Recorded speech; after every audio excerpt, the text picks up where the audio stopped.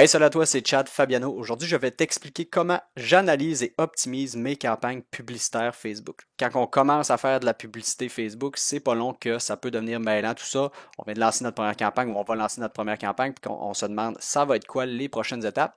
Donc, moi, je vais te montrer exactement le processus que moi j'applique, puis comment je fais pour déterminer exactement qu'est-ce que je dois améliorer dans mes campagnes pour optimiser mes résultats. Juste avant qu'on commence rapidement, n'oublie pas de t'abonner à ma chaîne YouTube. Ça fait toujours plaisir quand je vois que j'ai un nouvel abonné. Puis ça m'encourage à mettre du nouveau contenu. Du nouveau contenu que je mets 3 fois par semaine. Donc si tu es abonné à ma chaîne, tu vas t'assurer de rien manquer. Puis reste jusqu'à la fin parce que j'ai des cadeaux pour toi. Ce qu'on a ici, c'est un exemple d'une campagne que j'ai lancée dernièrement. Ça venait tout juste de se mettre à rouler. Donc on voit qu'il n'y a pas beaucoup encore de budget qui a été dépensé. Personnellement, j'adore utiliser Google Sheet. Si tu as Excel, tu peux t'en servir aussi. Tu vas être capable d'arriver aux mêmes affaires que moi. Qu'est-ce que je vais faire en premier? C'est que je vais séparer ma campagne publicitaire en étapes. Donc, on en a 3 ici. On a la première étape qui est la publicité Facebook. La deuxième étape est quand les gens ont cliqué sur ma publicité Facebook et qu'ils se sont dirigés sur mon site web. Puis ensuite de ça, en dernier, on a mon follow-up funnel avec les courriels qui sont envoyés automatiquement, tout dépendamment des actions que les gens ont prises après avoir cliqué sur ma publicité. Une fois que mes étapes sont bien séparées, qu'est-ce qui va me rester à faire? C'est d'aller chercher mes indicateurs de performance clés que j'ai besoin pour savoir si mes efforts portent fruit ou non. Donc, pour la publicité Facebook, qu'est-ce que j'aime regarder? C'est le montant qui a été dépensé, le nombre de résultats que ça m'a donné, mon coût par résultat, mon coût par clic, mon coût par millier, mon click-through rate, donc mon taux de clic sur la publicité, mon reach et ma fréquence. En passant, il y a plein d'autres données que Facebook nous donne qu'on peut servir pour analyser notre publicité. Mais mon but, c'est d'avoir juste ceux-là qui m'intéressent le plus dans ce fichier-là pour être capable d'avoir un aperçu rapidement. Ça va être la même chose pour les autres données des autres étapes. En parlant des autres étapes, la prochaine, c'est comme je disais, quand les gens sont rendus sur mon site web, donc mon funnel que j'ai créé avec ClickFunnels. Si tu veux essayer ça, j'ai un lien dans la description qui est un lien d'affiliation. Donc, si tu t'inscris à partir de ce lien-là, moi, ça va me donner un revenu.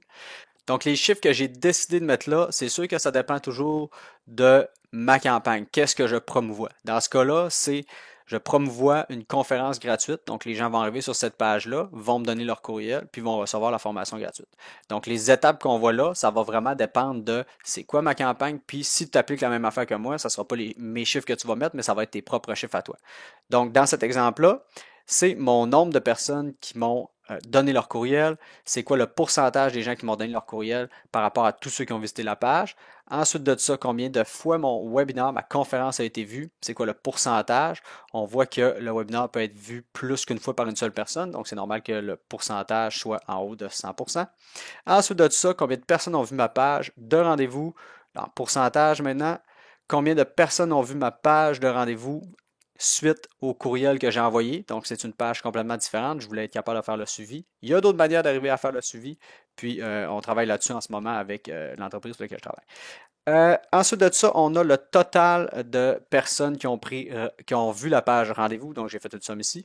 Mais bref, tout ça pour te dire que ça va vraiment être tes chiffres à toi qu'il va falloir que tu mettes. Mais ceux-là qui sont le plus importants pour toi. Je voulais qu'on termine aussi en parlant du follow-up courriel, donc les courriels que j'envoie. Les chiffres que je regarde, c'est évidemment mon open rate. Donc, ça, c'est la moyenne de tous mes courriels. Je vais passer au prochain fichier qui va te montrer exactement comment j'ai détaillé ça. Ensuite de ça, on a mon click-through rate, donc le nombre de personnes qui ont cliqué sur le lien dans mon courriel. On a le nombre de personnes aussi qui ont fait l'action que je voulais qu'ils prennent pour chaque courriel. Donc, encore une fois, ça, c'est une moyenne. Et le nombre de courriels dans ma séquence. Donc, en résumé, juste avant qu'on passe à la prochaine page Excel qui détaille mon follow-up courriel, je voulais juste que tu comprennes que c'est important que ce soit tes chiffres à toi, c'est qu'est-ce que tu as besoin pour tirer tes conclusions. Tu peux t'inspirer de ça, mais comme je te dis, à partir de l'étape ici, ça risque d'être différent pour toi, dépendamment de qu'est-ce que tu fais. On va aller directement dans mon fichier Excel pour la suite. Alors ça, c'est vraiment une feuille que j'ai faite spécialement pour mon suivi par courriel. Fait que qu'est-ce que je fais? C'est que dans ma séquence, je peux faire des tests A-B. Donc, je vais mettre un premier courriel ici, je vais mettre un second courriel avec une différence, puis je vais être capable de voir lequel performe le plus. Donc là, je suis déjà passé une première fois, donc les tests qui fonctionnaient moins ont été enlevés. Les tests que j'étais pas certain encore des résultats sont encore en cours. Donc, qu'est-ce que ça dit, ce fichier-là? C'est que j'ai mon courriel ici, j'ai l'action demandée, j'ai mon taux d'ouverture, mon taux de clic, mon taux de personnes qui se sont désabonnées. J'ai le nombre de goals qu'on a été capable d'aller chercher. Donc, ça, c'est les objectifs qu'on a par courriel. Donc, si par exemple, c'est une prise de rendez-vous, ben, quand une personne va avoir pris rendez-vous, il va avoir un petit flag qui va allumer, puis je vais avoir un compte qui va s'incrémenter. Donc, ici, on en a deux, par exemple. Il y a deux personnes qui ont pris rendez-vous suite à la lecture de ce courriel-là. Donc, ça, c'est comment je fais pour faire mon suivi de courriel. Puis, c'est sûr que je ne te mentirai pas que c'est une étape très importante si jamais tu n'as pas de follow-up courriel, si tu n'as pas de courriels qui sont automatisés à la suite de ta publicité, tu vas te priver de très beaux résultats. J'ai d'ailleurs une vidéo qui en parle. Je vais mettre le lien dans la description de la vidéo. Maintenant qu'on soit à l'étape de la publicité Facebook, à l'étape du funnel, à l'étape du follow-up funnel avec les courriels, comment je fais pour savoir qu'est-ce que je veux optimiser? Ben, c'est pas compliqué. Je vais regarder les données que j'ai. Celles-là qui me plaisent, je vais les garder. Je ne ferai pas nécessairement de test dessus ou de modification. Puis celles-là que j'aimerais augmenter les résultats, comme par exemple, je vais prendre le taux de personnes qui vont s'enregistrer pour ma conférence. Ben là, je vais dire, bon, ben, à cette étape-là, qu'est-ce que je peux améliorer? Est-ce que je peux faire des modifications directement sur la page ou je peux améliorer qu'est-ce qu'on a avant cette étape-là? Donc, c'est toujours d'identifier ce que tu veux améliorer, d'identifier sur quoi tu as le contrôle, où est-ce que tu veux faire la modification.